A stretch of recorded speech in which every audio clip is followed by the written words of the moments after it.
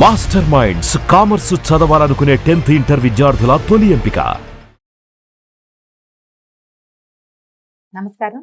మనం రకరకాల పంచతంత్ర కథలు చెప్పుకుంటున్నాం. అందులో భాగంగా ఒక కొత్త కథ చెప్పుకుందాం. పూర్వం ఒక నగరంలో నలుగురు బ్రాహ్మణ యువకులు స్నేహంగా ఉండేవాళ్ళు. అయితే వీళ్ళు ఇళ్లలో ముగ్గురు బాగా శాస్త్రాలు తెలిసిన వాళ్ళు, రకరకాల మంత్రాలు శాస్త్ర పరిజ్ఞానము కలిగిన వాళ్ళు. నాలుగో వాడు ఎక్కువగా విద్యాగంధం అంటిన వాడు కాదు. అంటే బేసిక్ స్టడీస్ దగ్గర అబ్బాయి బాగా చదవలేకపోతున్నాడని పాఠాల నుంచి తొలగించి ఏవో వేరే విద్యలు నేర్చుకున్నాడు, కానీ చదువు లేదు. కొంచెం అజ్ఞానిగా కూడా ఉండేవాడు. కానీ అంటే శాస్త్ర పరిజ్ఞానం లేక అజ్ఞానమే, కానీ లౌకికమైన జ్ఞానం ఉండేది. వీళ్ళ ముగ్గురికి కావాల్సిన రకరకాల వ్యవహారాలకి సహాయాలు చేసేవాడు, మాట సహాయం చేసేవాడు. ఎక్కడికైనా వెళ్ళినప్పుడు తను తోడుగా ఉండేవాడు. ఏదైనా పని కావాల్సినప్పుడు దానికి ఏం మార్గమో ఉపదేశించేవాడు. ఇట్లా చేసుకునేవాడు. అయితే వీళ్ళు నలుగురు ఓసారి ఏమనుకున్నారంటే, ధనం లేకపోవటం వల్ల మనకు చాలా సమస్యలు వస్తున్నాయి. ఇన్ని శాస్త్రాలు చదువుకున్నాం, ఇంత విద్య వచ్చు, మన ఊర్లో మన విద్యకి పెద్దగా రాణింపు లేదు, ఎక్కడైనా బయట దేశానికి వెళ్ళి సంపాదించుకొద్దామని అనుకున్నారు. నలుగురు బయలుదేరారు. ఎక్కడో ఒక చోట విడిది చేసినప్పుడు ఏమనుకున్నారు, నేను ఆ పని చేస్తాను, నువ్వు ఈ పని చెయ్యి అని మాట్లాడుకున్నాక ఈ నాలుగో వాడు ఏం చేస్తాడు, వీడేమి విద్య లేదు, శాస్త్రజ్ఞానం ఉన్నవాడు కాదు, నువ్వు వెనక్కి వెళ్ళిపోమని మిగిలిన వాళ్ళలో ఇద్దరు గట్టిగా అన్నారు. నీకు ఎందుకు, నువ్వు మాకే సహాయం చేస్తావు, నీకు ఎలా డబ్బు వస్తుంది, మా డబ్బు మీద నువ్వు తినాల్సి వస్తావు, కాబట్టి నువ్వు వెనక్కి వెళ్ళిపోమంటే ఇంకొకడు ఉన్నాడు, ఇద్దరు కాకుండా మూడో వాడు, పర్వాలేదులే వీడు మనకి పని సాయం ఉంటాడు, మనిషి సహాయం ఉంటాడు, నలుగురిలోకి వెళ్ళినప్పుడు నాలుగో మనిషిగా ఉంటాడు, ప్రయాణంలో నాలుగో వాడిగా ఉంటాడు, సామాన్లు మోస్తాడు, మనం ఏదైనా పనిలో పడితే మనకు అన్నం ఆహారం ఏర్పరిచే వ్యవహారం అయినా వీడు చేస్తాడు. అంతగా అయితే నేను నాకు వచ్చే ధనంలో కొంత వాటా నేను వీడికి ఇస్తాను, మీరు ఇచ్చినా ఇవ్వకపోయినా వీడిని తీసుకెళ్దామని బలవంత పెట్టాడు. సరే, మిగిలిన వాళ్ళిద్దరూ కూడా వాళ్ళకి పెద్ద అతన్ని వెనక్కి పంపడం ఇష్టం లేదు నిజానికి, కానీ ఉపయోగపడ్డు, వేస్ట్ కదా, ట్రిప్ వేస్ట్ అని భావించారు. కానీ ఇతను బలపరిచేసరికి ఒప్పుకున్నారు. నలుగురు కలిసి వెళ్ళారు. తూర్పు దేశం వెళ్దాం అనుకున్నారు వాళ్ళు. ఆ దారిగా ప్రయాణాలు చేసుకుంటూ వెళ్ళారు. ఆ తూర్పు దేశానికి దగ్గరలో ఉన్నటువంటి ఒక అడవిలోకి ప్రవేశించారట. నలుగురు వెళ్ళారు. వెళ్తే వీళ్ళు ఒక చెట్టు కింద కూర్చుని కబుర్లు ఆడుకుంటున్నారు. తెచ్చుకున్న మధ్యలో అంటే ముందు ఊళ్ళల్లో కట్టించుకున్న ఆహారం ఏదో తిన్నారు. సమీపంలో ఏవో చెట్టుకాయలు కనపడితే అవి కూడా కోసుకున్నారు.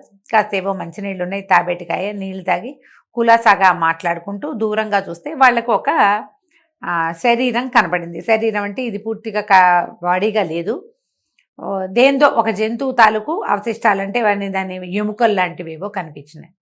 కనపడేసరికల్లా అది ఏం జంతువు అని మాట్లాడుకున్నారు. వాళ్ళల్లో ఒకడన్నాడు, దగ్గరికి వెళ్ళి చూసి, అరే ఇది సింహంలాగా తెలుస్తోంది, నా జ్ఞానంతో నాకు ఇది అర్థమైంది, దీన్ని ఇలా నేను పెట్టగలుగుతాను అని చెప్పేసి అక్కడ ఉన్న బొమికల కుప్ప, అంటే ఎప్పుడో చచ్చిపోయింది సింహం, కళేబరం కుళ్ళిపోయి పాడైపోయి అన్నీ ఎండిపోయి చర్మము మాంసం అన్నీ హరించుకుపోయాక దాని తాలూకు అస్థిపంజరం ముక్కాచక్కాగా ఉందన్నమాట, సింహం తాలూకు అస్థిపంజరం.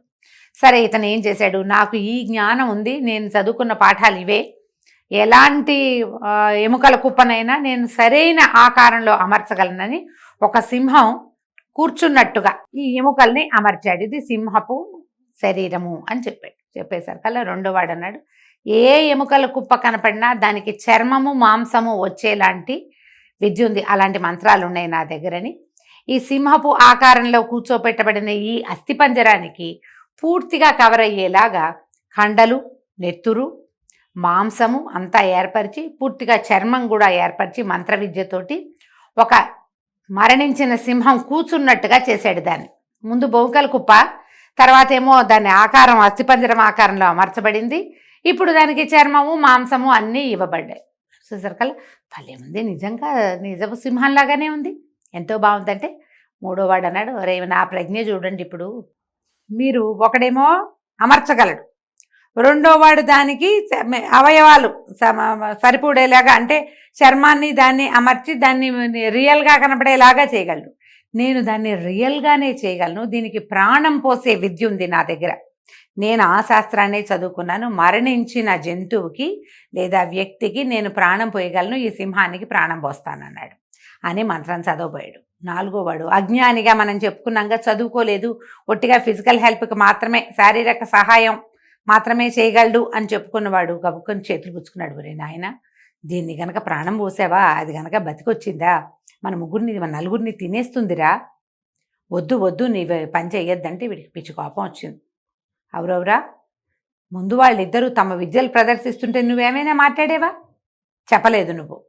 ఇప్పుడు వాళ్ళిద్దరూ తమ విద్యలు ప్రదర్శిస్తే నా దగ్గరున్న మహాద్భుతమైన ప్రాణం పోసే విద్యని నేను ప్రదర్శించకపోతే ఎట్లా? నా శక్తియుక్తులు నేను కూడా పరీక్షించుకోవాలి కదా. అందుకని నేను ఇది చేసి తీరుతానన్నాడు. మిగిలిన వాళ్ళిద్దరూ కూడా మాట్లాడలేకపోయారు. ఎందుకంటే ఒకడేమో అమర్చాడు, రెండో వాడు దానికి చర్మము మాంసము ఇచ్చాడు, మూడో వాడు ప్రాణం పోస్తున్నాడంటే ఒకళ్ళ విద్యల కంటే ఒకటి అధికమైంది కదా.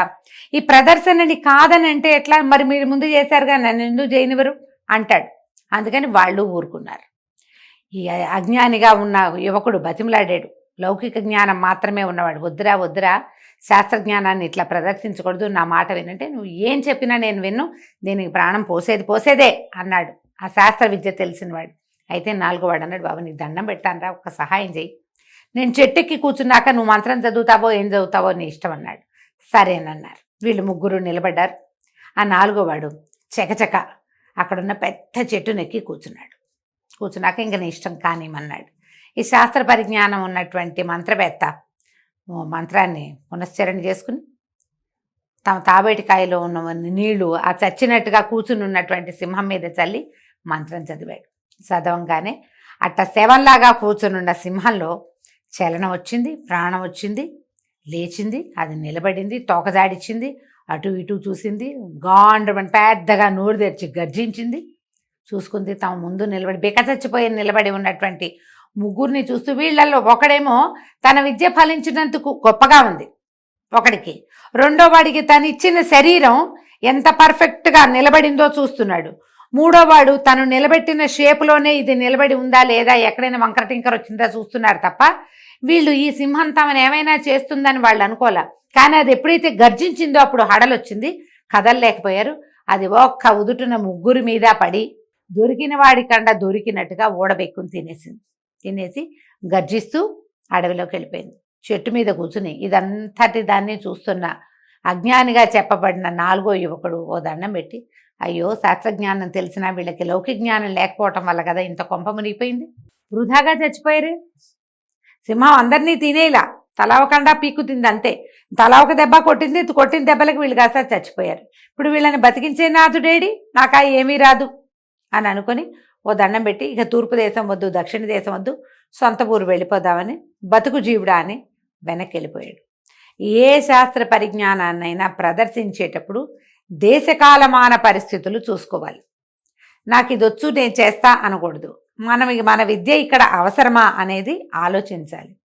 ఆలోచన లేకుండా ప్రదర్శనకి పూనుకుని ఐ కెన్ డూ ఎనీథింగ్ అని కనుక అన్నారో ఇగో ఇలాగే అవుతుంది. కాబట్టి ఆలోచించి మన విద్యల్ని ప్రదర్శించాలి. మన తెలివితేటలన్నీ ఎదురుగుండా వాళ్ళ ముందు ఎగ్జిబిట్ చేసిన, నాకు అది తెలుసు ఇది తెలుసు నాకు సమస్తం తెలుసు అని తెలియచేస్తే మనం ఎలా మ్యానిపులేట్ అవుతామో మనకు తెలియదు. ఇక్కడంటే సింహం వచ్చింది కాబట్టి వీళ్ళు ముగ్గురు చచ్చిపోయారు. మన మన మన వ్యవహారాల్లో సింహాలు అవి రావు కదా, మనం మనుషులకి దొరికేస్తాం, మ్యానిపులేషన్కి గురవుతాం. ఇతరులు మనని వాడేసే ప్రమాదం ఉంది. ఒట్టిగా వాడేస్తే పర్వాలా, ఏదైనా విపత్కర పరిస్థితులు ఎదురైతే ఏం చేయాలో అర్థం కాదు, అప్పుడు బయటపడడం కష్టం. కాబట్టి దేశకాలమాన పరిస్థితుల్ని బట్టే విద్యా ప్రదర్శన చేయాలి అని చెప్పడం కోసమే ఈ కథ చెప్పబడింది. కథ కంచికి మనం ఇంటికి.